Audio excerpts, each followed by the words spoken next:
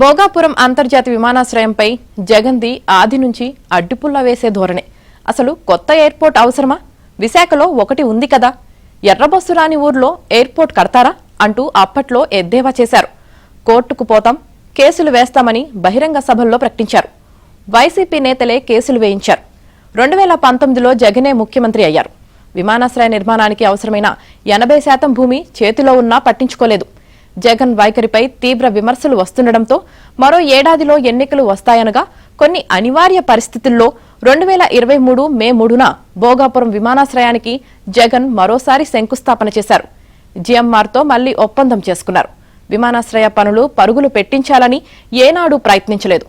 అంతర్జాతీయ విమానాశ్రయ నిర్మాణం జరుగుతున్నప్పుడు దానికి అవసరమైన అనుమతులు కేంద్రం ఇవ్వాలి కాబట్టి ఆ ప్రక్రియను మాత్రమే జగన్ ప్రభుత్వం చేసింది. మొత్తానికి జగన్ దిగే నాటికి అయిన పనులు కేవలం 26%.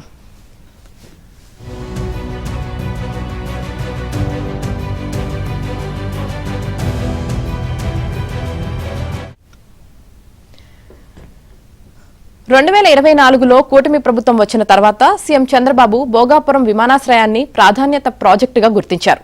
సీఎంగా బాధ్యతలు చేపట్టిన నెల రోజులకే అంటే 2024 జూలై 11న భోగాపురం వెళ్లి పనులను పరిశీలించారు. ఉత్తరాంధ్రకు చెందిన కింజరపు రామ్మోహన్ నాయుడు పౌర విమానయాన శాఖ మంత్రిగా ఉండటంతో పనుల వేగవంతానికి దోహదపడ్డారు.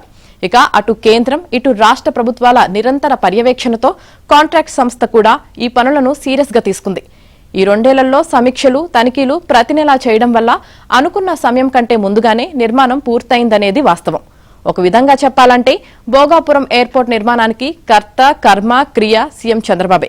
జగన్ చేసింది విపక్షంలో ఉండగా అడ్డుకోవడం, అధికారంలోకి వచ్చాక పనులను పడకేయించడం.